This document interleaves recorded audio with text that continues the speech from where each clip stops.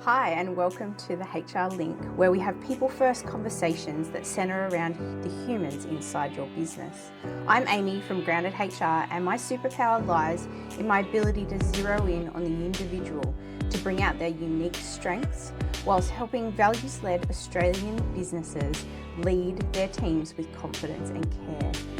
Here you'll find simple, people-first HR conversations and tips to take the stress out of managing your team and put the humans at the centre of everything.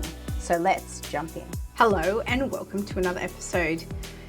Do you think that your employees will only stay if you pay them more? I reckon you need to think again. There are so many more reasons why a person will choose to stay in your organisation, and it's not just money. The industry data is telling us that there are many other reasons why an employee chooses to stay. And quite often, if a person works in an organisation where the environment is so appealing, quite often they'll work longer for less money.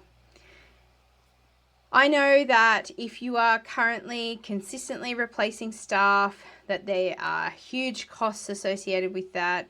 It has impacts on morale, and there are so many reasons why we should be doing this right. Retention is so important. Now, I am 100% an advocate for positive turnover. And in my world, positive turnover means the right people leaving the organizations at the right time. I am also a huge advocate for building environments where people thrive and where people will love to work for a long period of time. The average person changes jobs around every 2 years. Now, what does that mean in a real sense? It means that a person will be potentially looking for a promotion within 2 years. A person will be looking for another organisation to meet their needs in that 2-year period. But what you need to do is to try and make sure that your organisation is meeting that person's needs. Now, retention, as I said before, is not all about pay. There are so many other things that make a person feel valued within and connected with your organisation. Some of these things I'm going to talk about today, but there are many others. A person really wants to feel at home where they work. They spend a lot of their weekly time with their workmates and in their workplace or doing their work. They need to be passionate about it. They need to enjoy it. They need to work with people who see them as whole human beings and recognize the work and the value that they bring to the organization. 3 of the specific human-centered strategies that I want to talk about today are recognition and feedback, flexible trust-based work, and growth and purpose. Now, the first one, recognition and feedback. This is a place where small businesses tend to fall down so often. Recognition is recognizing when a person does a good job, but also having conversations when things might not have gone as well as expected. We need to recognize that people are whole humans, that they can't turn off from their outside world, that they are employed to do a job, but that when they exceed our expectations, they should be told about it. The other part is feedback. Now, feedback is not a one-way street. It needs to be both ways. I encourage you to ask for feedback. Small business owners quite often go into business because they are technically sound in whatever specialty they deliver on. But they didn't necessarily go into business to have a team. But by employing a team, you actually have built some advocates and some helpers who can help you make decisions, who can help you steer the ship. But if you don't ask their feedback, they're probably not going to provide their ideas. So I really encourage you in a time of change, in a time of challenge, that you ask for their help. Ask for their input, ask for their ideas. And then you need to go back to the recognition piece if you actually proceed with those things. Because if you go forward with someone else's idea, you should really recognize them for coming up with that idea. So recognition and feedback, they're going to increase your engagement within your organization. They're going to make people feel valued, and it's also going to give you so much valuable information for you to make decisions on as the business owner. The next part I want to talk about is flexible, trust-based work arrangements. Now, we moved through COVID and flexible work became the norm. Working from home became something that was expected rather than asked for. And we really need to make sure that we are creating flexible workplaces that allow people to live their best life, but also deliver really well within their organization. The data is telling us that flexible workplaces, where it's able, obviously there's a lot of organizations and business types where working from home doesn't work. But in organizations where it does, the data is telling us that the 2 and 3 rule is generally what works best. So either 2 days in the office and 3 days working from home, or the other way around. I also encourage you to try and get a common day of where everybody comes to the office. This really improves employee retention, it improves collaboration, it also creates your culture within your organization. Now, for organizations where working from home isn't actually an option, you can still implement flexible work practices. This can be where people are allowed to move their hours around, they can start earlier, finish later, that they can move their hours. I've had so many people who might have had a separation at home and have 50% custody.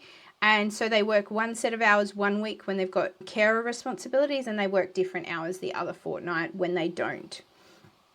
So there are very, very different ways for us to deliver flexible arrangements. Now remember that for some people, it is actually legislated that they can ask for flexible working arrangements. So if they meet that category, which generally is around carers, responsibilities, disability, all of those kind of things, you can check out the information around flexible work arrangements on the Fair Work website. But you need to actually work with the person to deliver those things wherever possible. So that is flexible, trust-based work arrangements.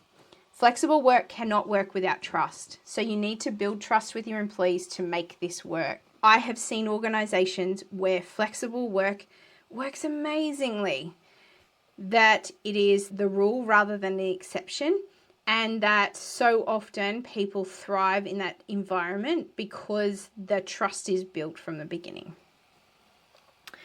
The third human-centered strategy I wanted to talk about today is growth and purpose. As I talked about before, quite often people will want to move through the organization around every 2 years. Now that is because they're seeking growth. They want to know where they're going next. They want to understand what's important to them, and they want to have a shared purpose. Now, the shared purpose is the organization's purpose and how they contribute to that.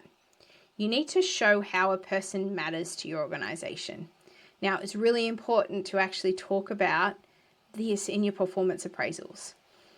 You should be talking about where we're heading next, how that person's going to continue to contribute to your organization, and how there is alignment between what the business is doing from a development point of view and how that matches with where the person wants to go. Now, quite often you're going to have to ask that question. You're going to have to ask them, what do they want? How do they see their career in the next 1 to 2 years? It's about an open conversation. But when you get synergy between the growth and the purpose of both the person and the organization, then it's magic. I wanted to give you a couple of examples of how these things work in practice. I have an organization that I've worked with previously where their entire workforce are generally working from home.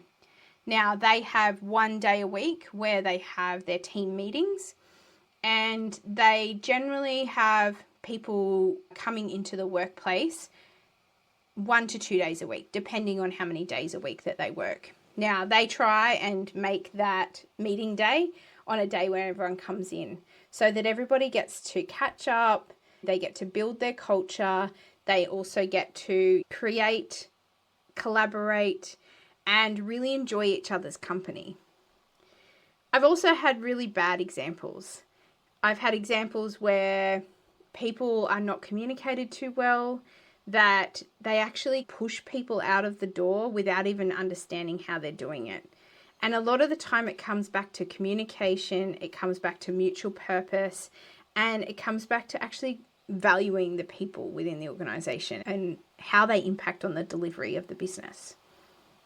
So if you're having some challenges in this retention space, I really want to encourage you to think about how you're showing up as a leader in the organization and how are you making small changes to improve your retention. Now, small changes in how you lead can make a huge difference. It might be an intention to have more conversations.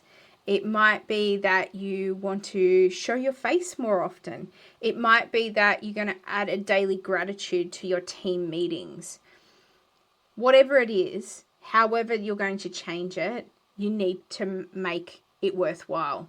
It costs a lot of money to retrain a person and bring a new person into your organization.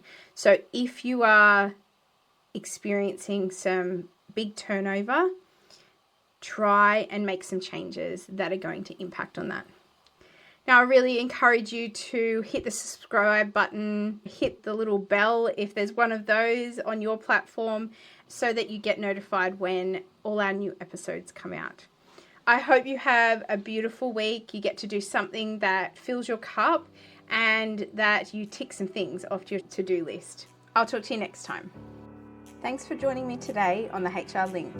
If you found this episode helpful, make sure you hit subscribe or follow so that you don't miss out on any future episodes. We always aim to help you lead your team with confidence and care. And if you're ready to take the next step, I encourage you to explore the HR Link. It's your HR partner in your pocket. We provide practical, people-first support to Aussie Australian businesses. You'll find the link below. But up until next time, keep leading with clarity, care, and confidence, and we'll see you then.